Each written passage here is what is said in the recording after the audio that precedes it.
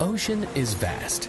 It's deeper in places than Mount Everest, and it covers over 2/3 of the Earth's surface. It is home to 90% of life on this planet and is a critical resource for human life.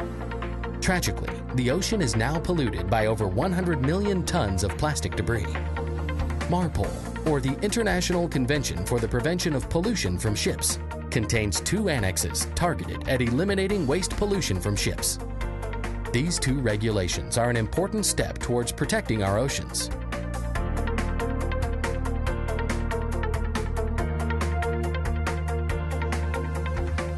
In this program, we'll learn how Annex 4 governs the collection and disposal of sewage at sea. We'll also look at the requirements for sorting, storing, and disposal of garbage. We'll learn about the MARPOL requirements for a garbage management plan. And we'll show you how to correctly fill out a garbage record book.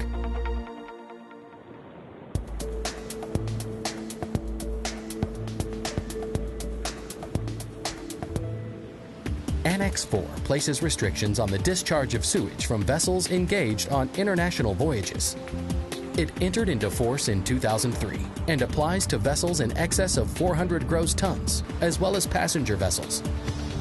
Sewage includes drainage and waste from toilets, the ship's hospital, spaces containing live animals, and any wastewater mixed with sewage. The regulations also establish 3 zones of sewage control. Within 3 nautical miles of land, only sewage from approved treatment plants may be discharged. Between 3 and 12 nautical miles from shore, sewage that has been fully treated and disinfected may be discharged, provided the ship is en route. Outside of the 12-mile limit, sewage may be discharged without treatment. Annex 4 also designates the Baltic Sea as a special area where passenger vessels may not discharge sewage except through an approved sewage treatment plant.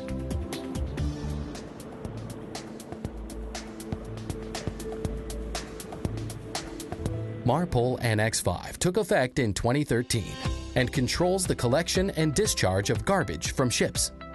It also directs that any garbage discharge should occur as far from land as possible. Items you're allowed to discharge include food waste, bulk cargo residue, wash water, and animal carcasses. The annex bans dumping of plastic waste in any form, including ashes from incinerated plastic. No other refuse may be discharged to the sea. Food waste may be discharged beyond the 12-mile limit.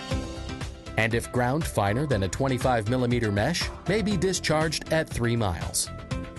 Cargo residues, along with wash water containing cargo residue or from the deck, may be discharged outside of 12 nautical miles, providing they do not contain any substances harmful to the environment.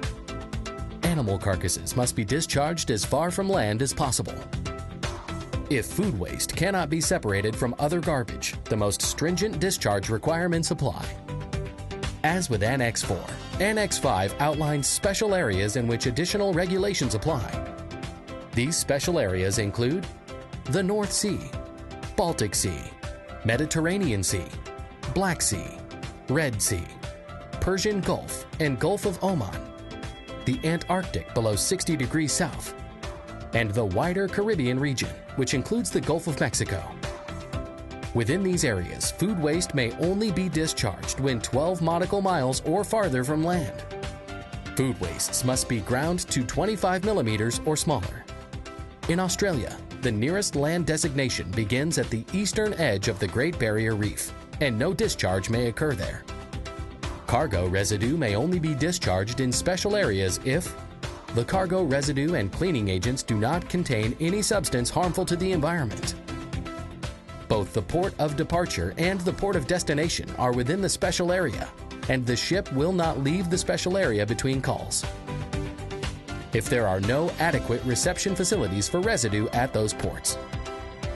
In all circumstances, the 12-mile limit must be observed. The Antarctic region has additional requirements, which include sterilizing any garbage that contains avian products, including poultry.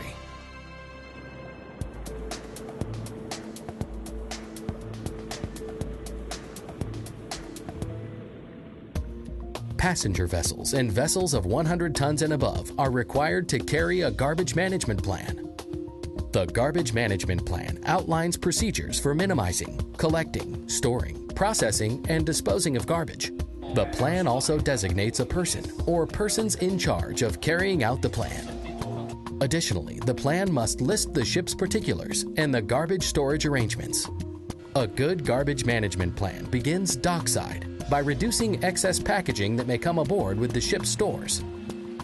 On board, Annex 5 requires placards to be posted informing the crew of garbage discharge regulations. To best manage garbage, it should be separated by type. The garbage management plan should also include instructions for incineration and compacting procedures if the ship is equipped.